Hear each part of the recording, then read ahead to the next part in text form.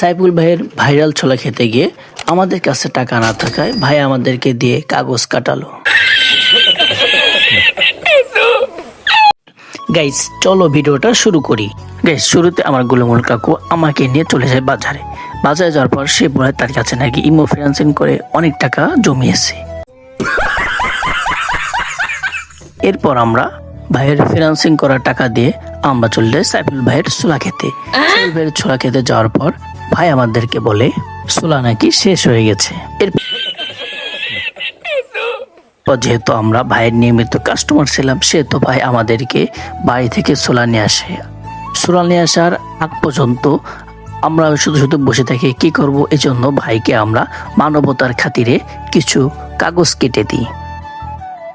এরপর আমার গুলমুল ভাতিজা তার ফিন্যান্সিং করার টাকা দিয়ে বিলটা পরিশোধ করে এবং পরিশোধ করার পর আমরা আবার বাড়ির দিকে রওনা দিয়ে চলে আসছি।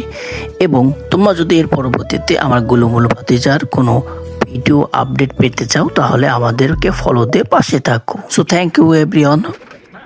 নেক্সট কোনো একটি ভিডিওতে তোমাদের সাথে আবারও দেখা হবে।